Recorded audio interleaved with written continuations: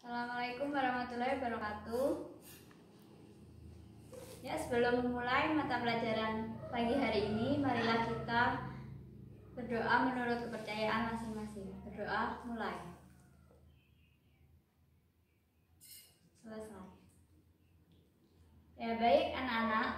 Sekarang saya akan mengecek daftar hadir dulu ya. Yang pertama yaitu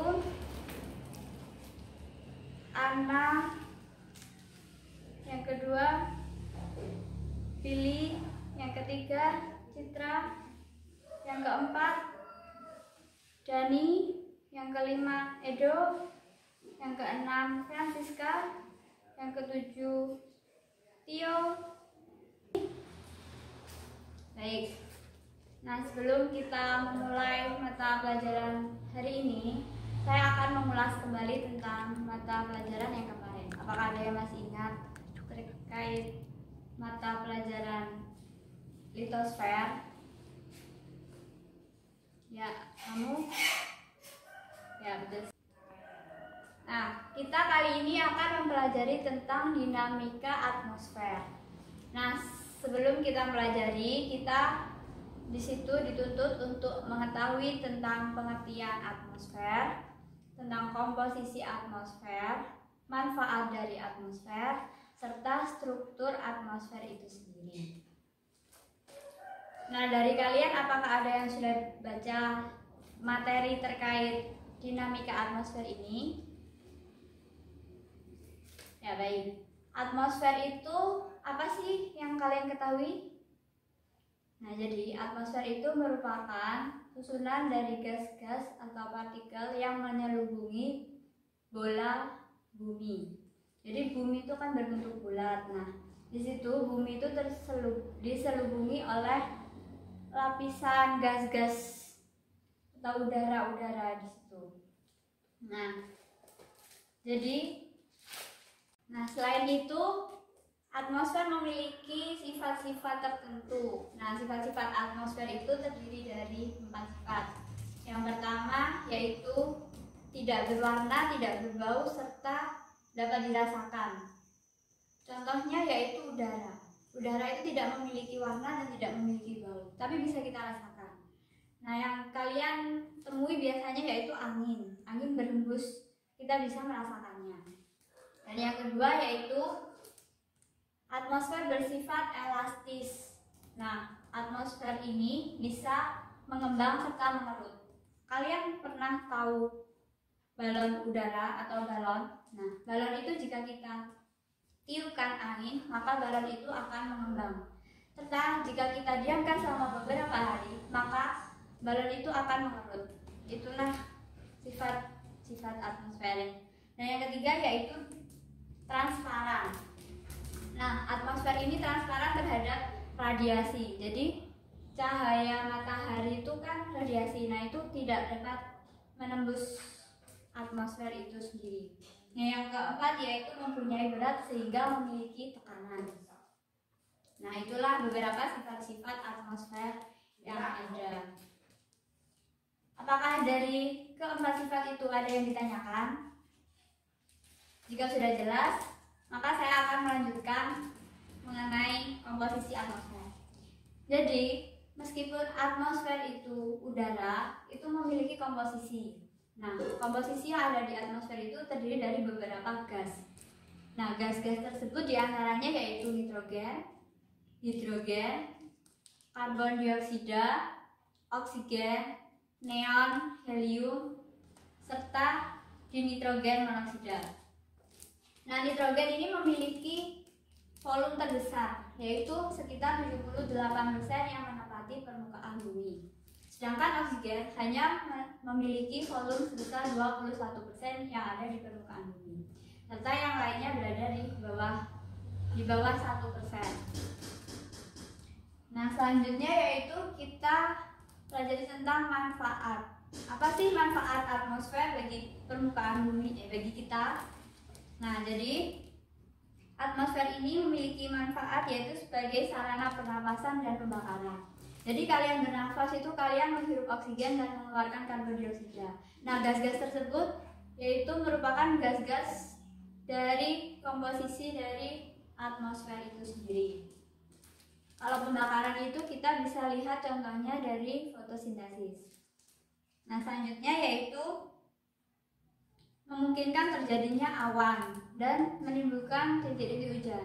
Karena atmosfer itu membawa udara, lalu udara itu mengembun pada awan, membentuk partikel-partikel awan, lalu udara itu diturunkan menjadi titik-titik hujan. Yang ketiga yaitu sebagai perlindungan manusia dari sengatan sinar matahari. Jadi lapisan atmosfer itu kan menyelubungi bumi, melapisi bumi, sehingga matahari tidak secara langsung diterima di bumi. Jadi matahari itu masih melewati lapisan-lapisan, sehingga matahari itu tidak semua panas matahari dapat diterima di bumi, sehingga hanya sebagian saja.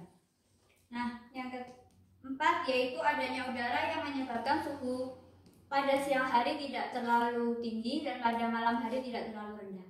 Jadi bisa kalian bayangkan ya, jika di bumi ini tidak terdapat udara, maka di bumi ini akan panas sekali suhunya. Yaitu lapisan udara melindungi bumi dari hujan meteor. Jadi dapat kita lihat di sini, ini adalah meteor. Jadi ini merupakan lapisan-lapisan atmosfer. Nah, meteor ini hanya dapat menembus sampai ke lapisan yang sini, tidak dapat menembus sampai sini. Nah, dari manfaat-manfaat tadi, apakah ada yang ditanyakan? Ya, jika tidak ada, saya akan melanjutkan ke struktur atmosfer. Bisa kita lihat di sini struktur atmosfer. Nah, di sini terdapat 1, 2, 3, 4, 5 lapisan yang menyelubungi bumi. Nah, yang pertama ini adalah permukaan bumi. Dan yang kedua ini adalah lapisan troposfer. Troposfer ini merupakan lapisan yang memiliki ketebalan antara 9 km.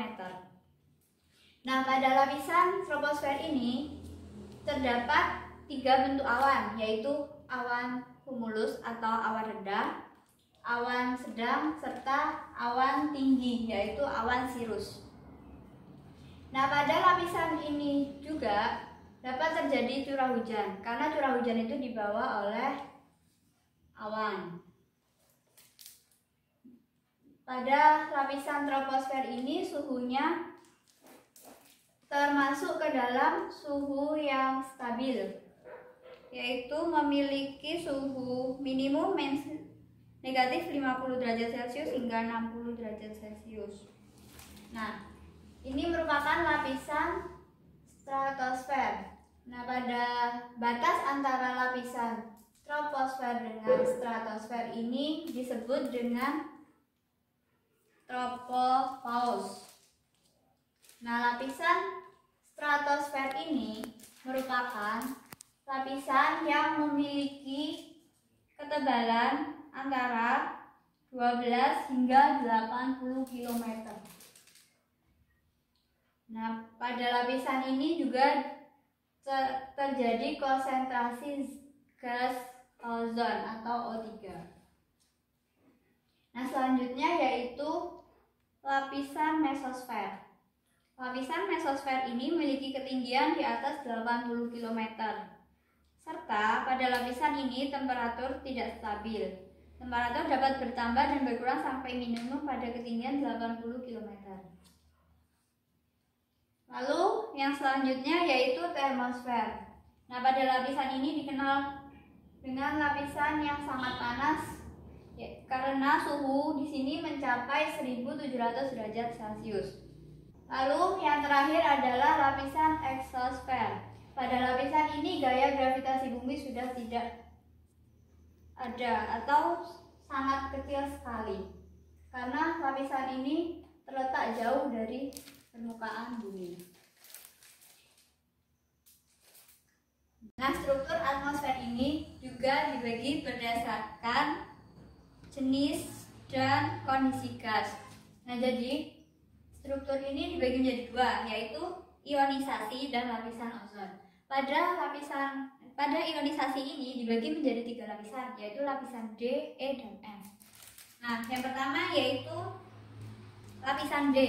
Lapisan D ini memiliki fungsi memantulkan gelombang radio yang berfrekuensi rendah dan tetapi sangat kuat menyerap gelombang radio berfrekuensi sedang dan tinggi. Nah, pada lapisan ini terjadi pada siang hari selama radiasi.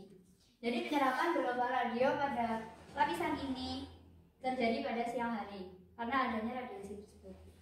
Nah, selanjutnya yaitu lapisan E. Lapisan E ini memiliki ketinggian 90 sampai 160 km. Nah, pada lapisan ini memiliki daya pantul yang kuat dan terjadi hanya pada siang hari. Lapisan ini memantulkan kembali gelombang AM. Nah, selanjutnya yaitu lapisan F. Lapisan F memiliki ketinggian 160 hingga 600 km yang memantulkan kembali gelombang pendek. Yang kedua yaitu lapisan ozon. Lapisan ozon ini merupakan lapisan yang menjadi penyerap utama radiasi ultraviolet.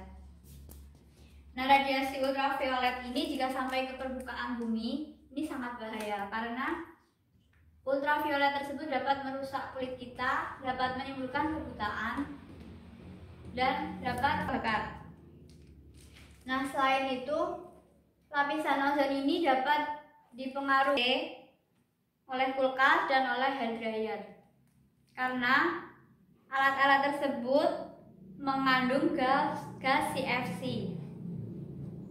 Nah, jika lapisan ozon ini rusak, maka akan dapat menimbulkan lubang ozon yang mengakibatkan suhu di bumi semakin panas. Ini saya memiliki beberapa lapisan atmosfer. Nah, apakah kalian bisa menaruh ini ke sini?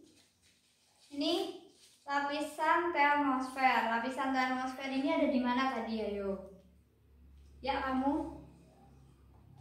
Ada di? Ya, betul. Ada di lapisan nomor 4. Nah, yang kedua yaitu lapisan eksosfer. Lapisan ini ada di mana, ayo? Ya, lapisan ini ada di paling atas. Nah, lapisan ini tadi yaitu merupakan lapisan yang memiliki gaya gravitasi sangat sedikit karena letaknya jauh dari permukaan bumi. Nah, ya, stratosfer. Stratosfer ini berada di, ya, ada di nomor 2. Nah, pada lapisan ini tadi stratosfer ini merupakan lapisan yang memiliki lapisan ozon.